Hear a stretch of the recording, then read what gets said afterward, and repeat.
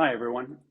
My name is Seb Swart from the University of Gothenburg in Sweden, and I'm very sorry to not be there in person at the SCOR meeting, but I hope you're having a great week in Guayaquil.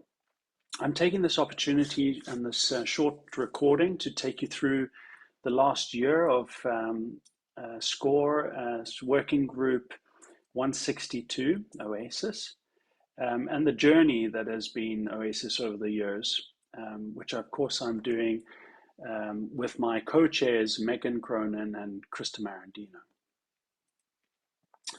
As a reminder, the SCOR working group was made out of these names here that you see in front of you. And this was done really to cut across the spectrum of expertise and flux types that we required expertise in an attempt to cover all air-sea fluxes from the physical ones to the biogeochemical ones. We also wanted to span the globe and be a diverse team at many different career levels, including early career ocean professionals, ECOPs, which you see here in the green highlighted rows. But of course, since the start of the SCOR working group, the community has grown immensely, and OASIS has since its formation focused towards training the Global South and the early career ocean professionals into its membership and its interest and activities, as will be described a little further on. Now, to give you a quick background of OASIS, the Observing Air-Sea Interaction Strategy, which really aims to quantify ocean atmospheric fluxes, including the ocean uptake of heat and carbon.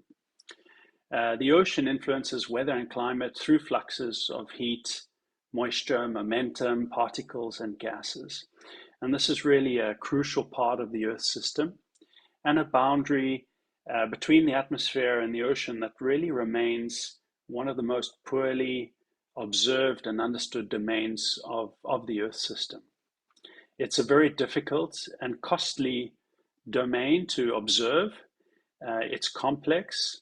And of course, it's really remote over the global ocean. Deriving air-sea fluxes requires multiple variables to be observed simultaneously. And often, this really requires observations in the upper ocean and the lower marine boundary layer together. And technologies, whether they're in situ or remotely viewed from space, still require significant enhancements to fill data gaps, compared to perhaps other programs like Argo, which cover measurements of the ocean quite well these days in space and time. So OASIS aims to improve the coupling between the ocean and the atmosphere, which is really the information we need to improve forecasting in models so that we can ultimately forecast our weather, climate, and even the ecosystems. Now, this figure here kind of gives you a feel for the journey that OASIS has been taking and is on a trajectory towards. It all started through the Ocean OBS 19 activities, where the first activities of the SCOR working group were really to harmonize all these white papers that came out of those Ocean OBS efforts.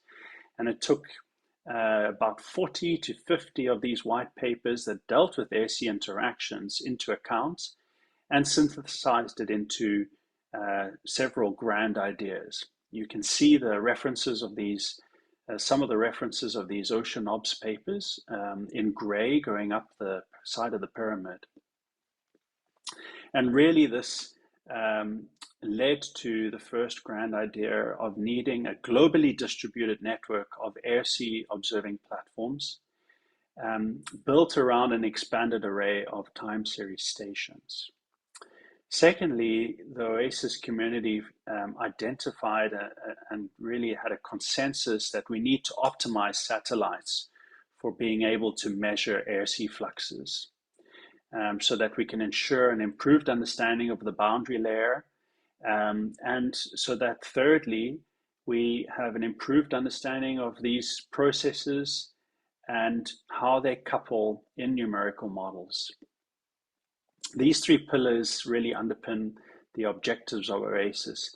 And the vision is that these improved measurements and observations and models will lead to improved ocean information of Earth system forecasts that really serve the stakeholders around the world and help contribute to the UN decade goals. To provide a little bit more detail, we could expand a little bit on the idea to have a expanded air-sea observation network, in situ network. And really this is about building a global capacity through curriculum development, data sharing, webinars, summer schools, and mentoring. And you can see some of the quotes here from our early career ocean professional leaderships within this OASIS community driving this idea. One of the areas of great energy recently has been the development of an emerging network of uncrewed surface vehicles, which holds monthly webinars, developing a community of practice for these autonomous platforms, and really discussing the biggest challenges and opportunities that this community will face in the future.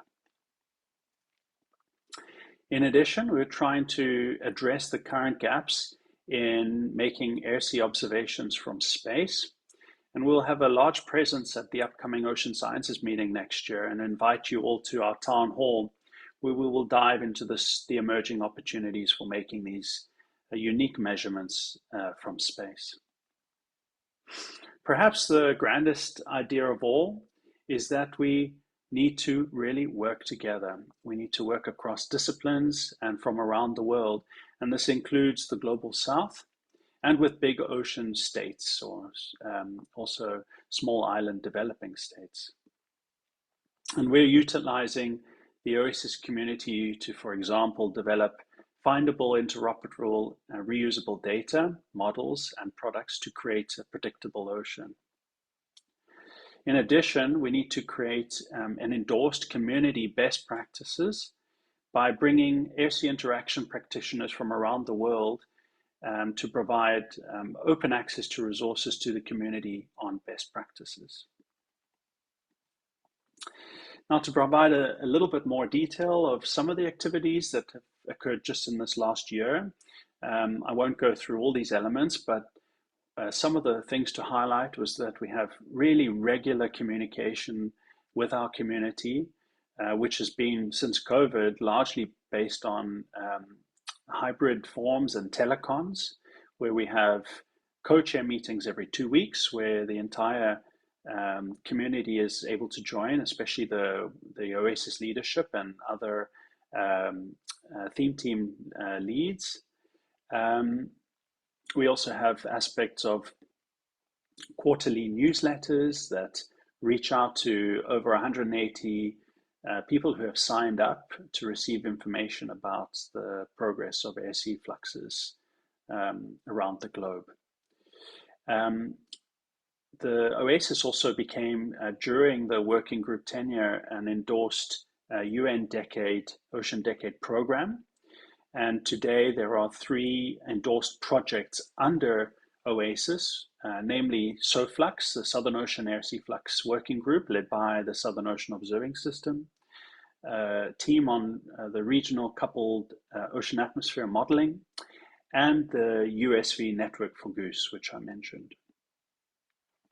There have been many meetings around the world where OASIS has been represented or presented its plans, including, as an example, the the Open Science Conference in September last year in Cape Town, which also included having ECOP, so early career ocean professionals sessions, and also sessions to bring in the Global South into the space, amongst many other meetings. And although we had wanted to do it earlier, but now we've really found the right time to have our planned face-to-face meeting, which will be a 2-day meeting held next year in just prior to the Ocean Sciences meeting. And this 2-day meeting will really reorganize the structure of OASIS through combined plenary and breakout sessions of the different OASIS groups and teams. which will be workshopped together to form a cohesive trajectory for OASIS for the coming 2 to 3 years. So hopefully we'll see some of you at this face-to-face meeting in New Orleans in February in 2024. Now there is lots of information I couldn't share with you in the short presentation, and I hope you'll be able to find some more information on our website, aircobs.org. And of course, a big thank you again to SCOR. Your support has really started something that we believe is truly global and growing at a rapid pace, which really makes for some exciting years ahead for OASIS that goes beyond the SCOR working group 3-year term. Of course, if you require any specific information or answers to your questions that might have not been clear in today's presentation, you're welcome to reach out to any of the 3 co-chairs, and we'll be looking out for your emails during your SCOR meeting to just be aware that we might have to reply quite quickly to anything you might want to have some clarity on. So have a great meeting for the rest, and thanks for listening to this.